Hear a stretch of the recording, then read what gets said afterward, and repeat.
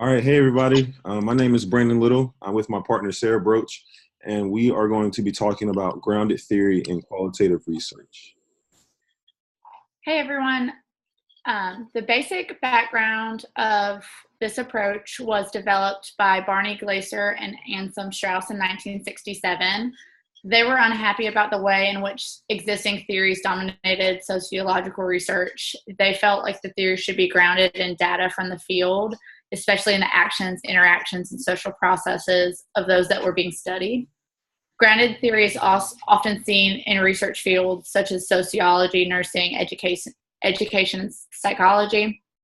The intent of this theory is to move beyond description and to generate or discover a theory, a unified theoretical explanation. Grounded theory was designed to open up a space for development of new theories. They argued that researchers needed a method that would allow them to move from data to theories so that new theories could emerge. The central defining features of this theory, grounded theory focuses on a process or an action that has distinct steps or phases that occur over time. The research seeks to develop a theory related to the process or action.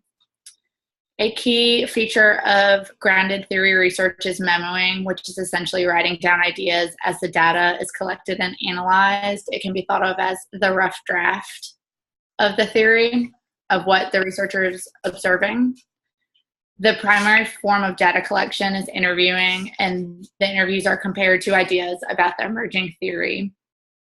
The concepts are then grouped and regrouped to find higher order commonalities, which are called categories. And these categories end up creating the theory. The intersection of the categories becomes the theory. There are two different forms that the approach can be used in a study: systematic procedures, which were created by Strauss and Corbin, and the constructivist approach, which was created by Sharmas. The systematic approach, Strauss and Corbin said the grounded theory approach is a qualitative research method that uses a systematic set of procedures to develop an inductively derived grounded theory about a phenomenon. Participants are selected through theoretical sampling. 20 to 3 interviews are completed. The constant comparative method is utilized. It starts with open coding, which becomes axial coding, which becomes the core phenomenon. Categories are created around the core phenomenon. The final step of this is selective coding, in which researchers take the model and develop propositions or the hypothesis. The systematic approach is them going out to the field and back to the office to analyze, then back to the field, then back to the office. The constructivist approach advocates for social constructivist perspective. It emphasizes diverse local worlds, multiple realities and complexities of particular worlds, views, and actions. It's more flexible. It steers away from complex terms, diagrams, and maps. The conclusions developed by the grounded theorists are suggestive, incomplete, and inconclusive. The grounded theorist analysis tells a story about people, social processes, and situations. The researcher composes the story. It does not simply unfold before the eyes of an objective viewer. The story reflects the viewer as well as the viewed, is what Sharma has said. All right, so now we're going to be talking about some of the procedures that are incorporated into using grounded theory. As our reading suggests, the first step is to determine if the grounded theory is best suited for the study or the research problem. Obviously, with grounded theory, it's not the only theory that can be utilized to get adequate research or information. So one, you want to make sure that your theory or grounded theory applies to what you're doing. Second step would be to focus the interview questions on understanding how individuals experience the process and identifying the steps in the process. The third step is to focus on theory building. by utilizing iterative data collection, analysis, and memoing, as Sarah mentioned earlier. Step 4 is to structure the various analysis procedures as open, axial, and selective coding, and then follow the traditions that come along with those. And we'll talk about coding in the next few slides. 5th step is to articulate a substantive level theory for communication purposes. And then step 6 would be to present the theory as a discussion or model. So as Sarah mentioned before, she talked about the 3 parts or the 3 different types of coding. We're going to start with open coding. Open coding requires looking for salient categories that help to dimensionalize or separate the information on a continuum, which helps to better explain the process. From there, we then go into axial coding, which requires reviewing information to see how data supports the central phenomenon or the theory that we're trying to explain. The information from this phase is then used to construct a paradigm to better explain the theory.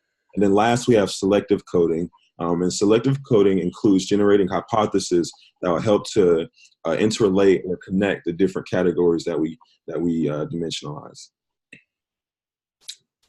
All right, some of the challenges of using grounded theory. Well, first, with grounded theory, researchers will face the difficulty of determining when the categories are saturated or when the theory is sufficiently detailed. With each category that you come up with is case by case, so it can be hard to fully determine whether or not your categories that are dimensionalized are where they need to be. The second difficulty that researchers have comes with losing sight of the primary outcome, which is theory with specific components. These components include, but are not limited to, central phenomenon, causal conditions, strategies, conditions and context, and consequences. All right, and so for our visual, we wanted to find some videos that help to better explain our theory. So we found one that another student from another university was able to do, and we'll share the link with you all so that you all can view it in your own leisure time, but we'll also play it now. So let's go ahead and watch the video. Have you ever created your own theory about something? No? Well, that's exactly what you would do if you would conduct a qualitative grounded theory study. Come on, let's go on a journey and learn more about grounded theory. Ba-da-da-da. Welcome to another Journey with Chris, where we will obtain new levels of knowledge and awesomeness. Hello, scholars. Today we're going to journey through grounded theory. On our journey, we're going to cover what is grounded theory methods, and the limitations of grounded theory. So what is grounded theory? Grounded theory is a form of qualitative research that studies people's experience with some kind of process and then generates a theory or an explanation of how that process works. It's important to note here that the theory that's created in grounded theory is generated only from the data that's collected in the study. The theory does not come from other sources like other theories or textbooks or the researcher's own opinions or so on. That's why grounded theory is called grounded theory, because the theory is founded in or grounded in the data collected in the study. First step of conducting a grounded theory is to determine if grounded theory will answer your research question.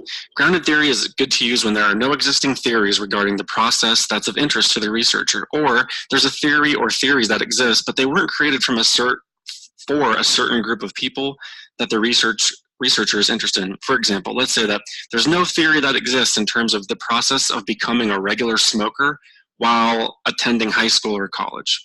A researcher could think, what theoretical model could describe the process of becoming a smoker in high school or college? The next step is recruitment. The researcher then recruits participants who have gone through or are going through the process of interest. This is known as theoretical sampling, finding a sample of participants who have experienced the process and can help develop a well-rounded theory. So, in our example, maybe it would be good to recruit smokers and former smokers from high schools and colleges and recruit people from a wide range of races, ethnicities, social economic backgrounds, and so on. The next step is data collection, and the main type of data collected in grounded theory is interview data. Although other forms of data can also be used for triangulation, the main data comes from interviews, and interviews are conducted until saturation is reached, which usually ranges anywhere from 20 to 30 or even more interviews. Interview questions are open-ended, as always, and are based on the following questions. What was the process? Which is known as the core phenomenon. So you're going to ask questions that address the core phenomenon the process that you're interested in. What influenced the core phenomenon to occur? These are known as causal conditions.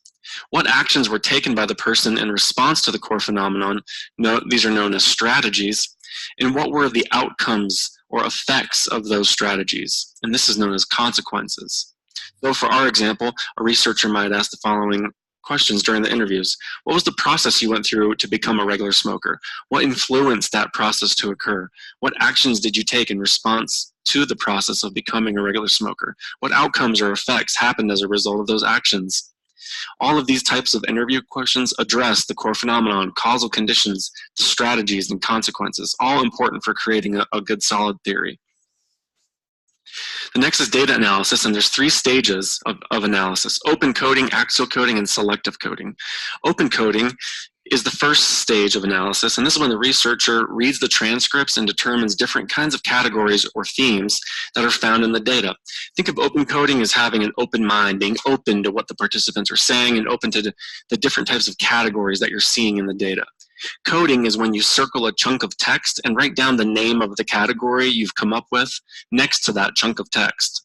There, you just coded that data. During open coding, researchers are also conducting constant comparative analysis, which is when researchers constantly compare the data to the categories to see if you're being consistent in how you're coding the data in each category. If a new chunk of data doesn't fit into a particular category, maybe you need to create a new category.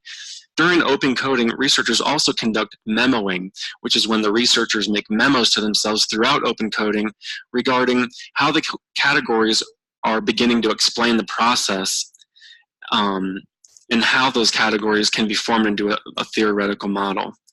Open coding is finished when you feel that you've compared the data and categories to each other over and over and over, that constant comparative analysis, and you feel like there are no new categories coming from the data.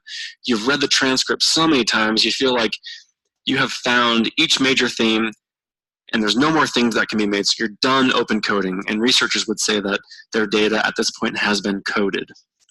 Axial coding is the next stage. This is when the researcher uses the codes and memos and thinks about how each of the categories relate to each other. This is the part of the analysis that actually develops and forms the theory. The researcher looks for categories that may be the core phenomenon, causal conditions, strategies, and consequences, and the researcher thinks how these categories connect to each other. Researchers show these relationships, these connections, through a coding paradigm or a logic diagram, same thing, which is a visual model that shows the categories with lines and arrows to show an explanation of how the process works. Finally, selective coding is when the researchers write a storyline about how the theory explains the core process, how all of the categories are related. It's an overall explanation of the theory. And finally, discriminant sampling. This is the final step of grounded theory, and it's when researchers recruit a whole new group of participants who are similar to the original participants, and the researchers conduct the same interviews with these new participants. And the point of this is to determine if the new participants' experience with the process of interest will be similar to the theory that was already created. This helps to test and verify if the theory is accurate or not. There's some limitations with grounded theory. It can be hard to recruit participants depending on the process of interest. It can take a lot of time to gather data, analyze data, come up with your model, and so on. And analysis can be difficult. It can be difficult to categorize and code all of that data. And there may be researcher bias in terms of the study and what the categories are and so on. Also, small samples of participants, because of that, can we really say that their experience with that process is what has been felt by others? Although discriminant analysis helps to verify the model, if we're only dealing with a small number of participants in a particular area of the country, I'm not sure if we can really say that their experience with a certain process can fully be pictured in a model and apply that to everyone else in the world. So in conclusion, grounded theory is a form of qualitative research that studies people's experience with some kind of process and then generates a theory and explanation of how that process works.